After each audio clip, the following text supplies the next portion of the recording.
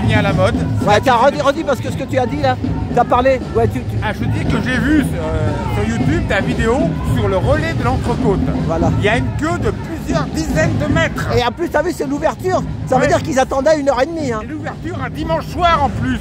Lundi, les gens y bossent. Hein. Donc il y a une queue au moins de 50 mètres au relais de l'entrecôte. Il y en a plusieurs des comme ça aussi. Ah bon? Ah, ils en ont 4 à Paris. Ah ouais.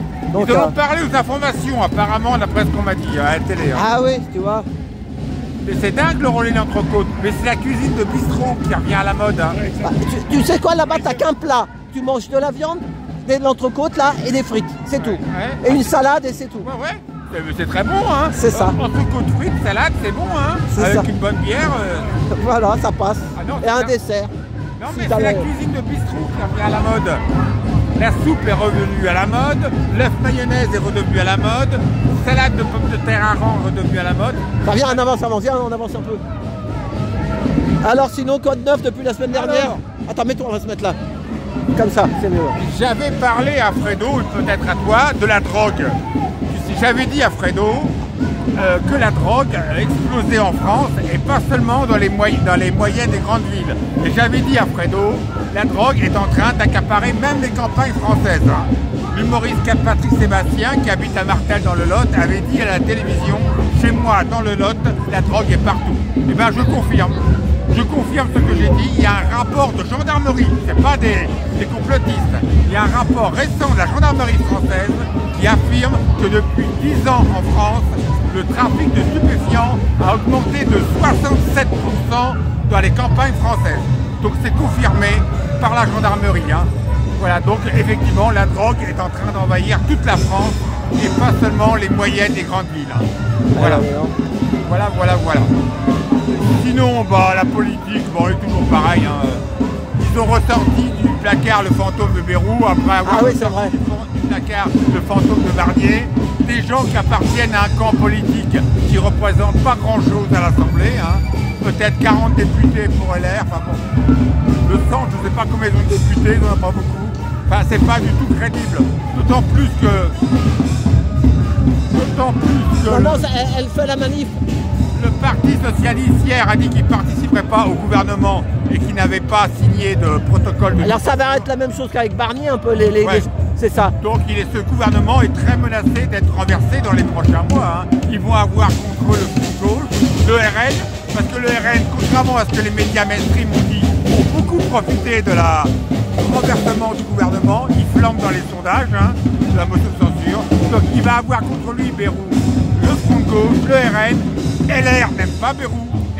Sarkozy déteste Bayrou parce qu'il avait appelé à voter Hollande en 2012 contre Sarkozy. Ah oui, donc il va avoir contre lui LR.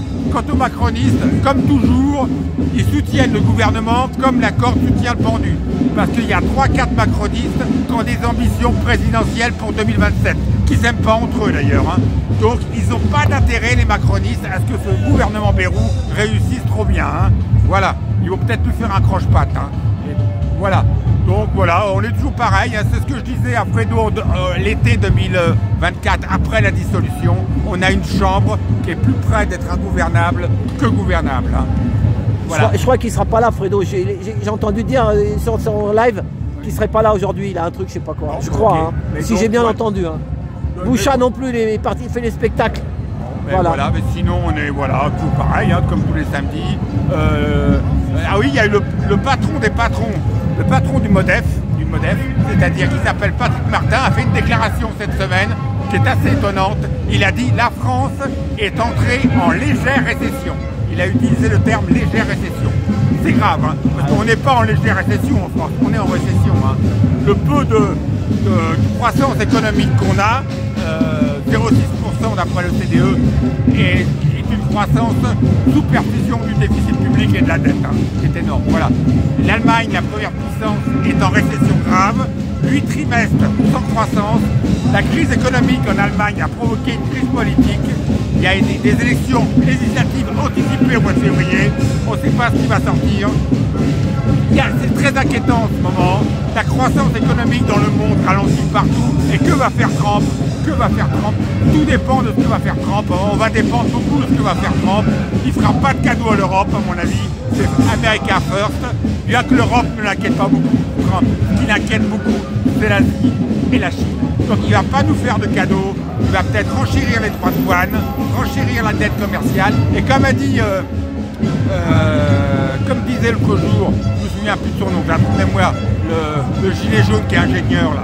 Ah ouais, Philippe Combaz. Philippe Combaz, qui est une tête, a dit que Trump allait essayer de faire venir des grosses industries européennes en Amérique, aux USA, parce que le coût de l'énergie est beaucoup plus faible aux USA qu'en Europe. Ça, c'est un grand danger aussi. Hein.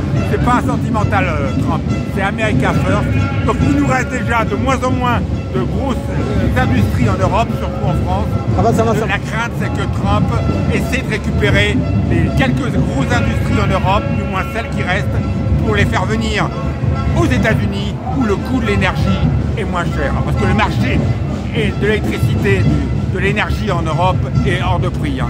Voilà. Et moi, je voulais dire quelque chose. Oui. Quand je t'écoute, ça me fait du bien. Oui. Mais quand j'écoutais à la télé des journalistes parler de politique, oui, ça me fatiguait et ça me rentrait pas dans la tête. Mais toi, quand tu me parles, je sais pas pourquoi, ça me fait du bien.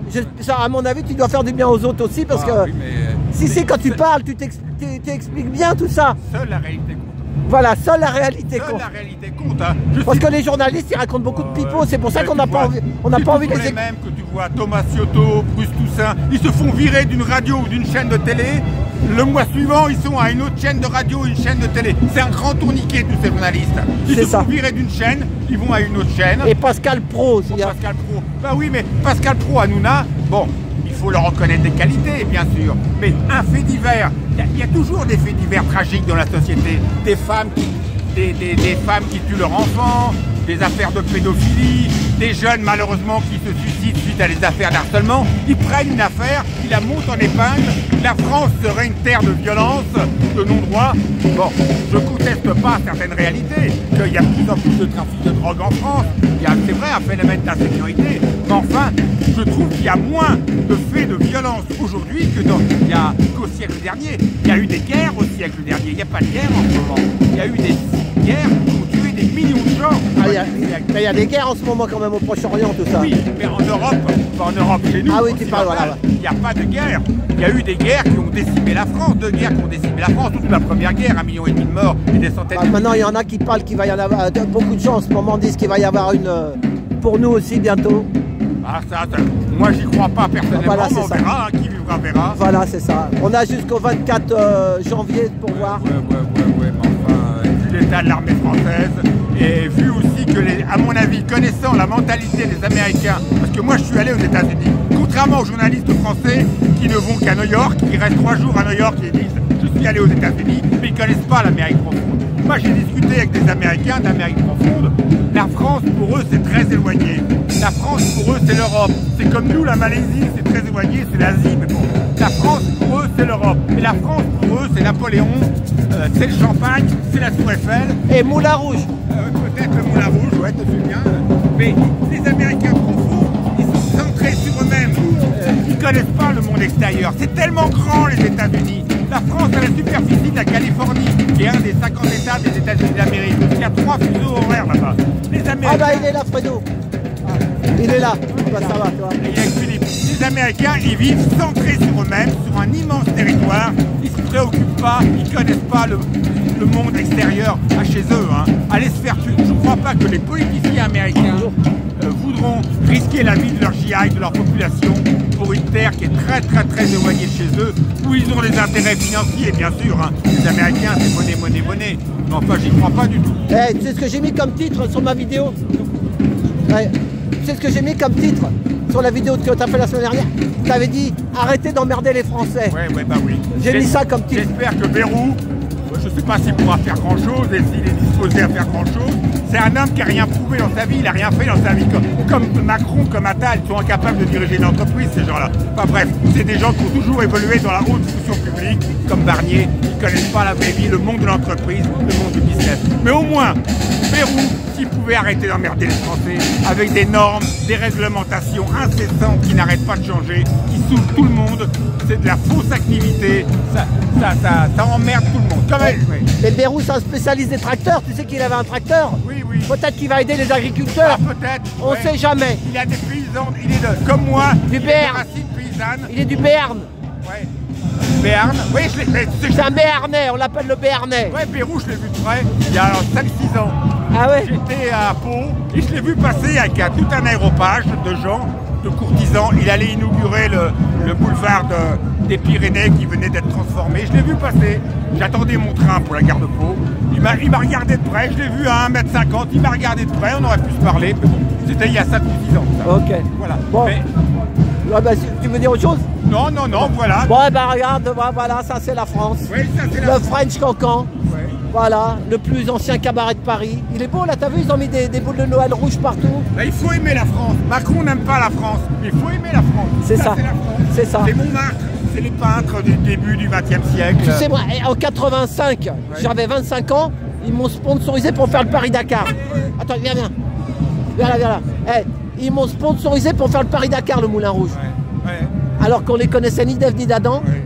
J'ai pris un client, il connaissait le patron, il m'a dit tiens, ça c'est une bonne idée. Ouais. On a fait Paris-Dakar en taxi. Ouais. En 85. Ouais. Tu vois? C'était les bonnes années 80. C'est ça, c'est les bonnes années. Salut Big Did. Salut. C'était les bonnes années, les années 80. C'est ça, c'est ça. Ouais. Voilà. Bon, eh ben merci. Eh ben, c'est bon, Fredo est là. Tu vas pouvoir. Ouais. Bon. Allez, salut. Merci Patrick. Bonne journée. Merci. Voilà. Eh ben. Il voulait mettre les gilets jaunes derrière, mais Big Did il était obligé de remonter. Bah ouais, mais Big Did ils volent pas. Faudrait faire une minute de silence. Dans mes jets, on était toujours à l'avant. Ouais, mais là, je suis en train de faire un partenaire avec ces gens-là. Non, mais je m'en fous, moi je me bouge pour personne, je suis les jaunes.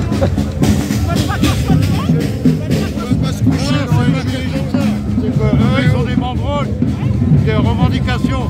Et ils nous ont demandé, on était juste devant, mais derrière les banderoles. Ah, mais bon, c'est ouais, mais les gilets jaunes, ils ont toujours marché devant. On va en parler pendant 60 ans. C'est ça. Il y a Boucha, il m'a demandé, il n'est pas là, Boucha, aujourd'hui. Il m'a dit, est-ce qu'on pourrait faire une minute de silence pour Christophe? Christophe Tétanger?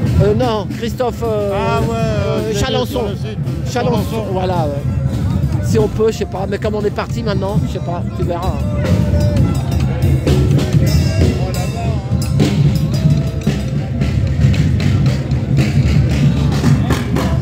Et ben voilà, c'était les gilets jaunes à la place Blanche.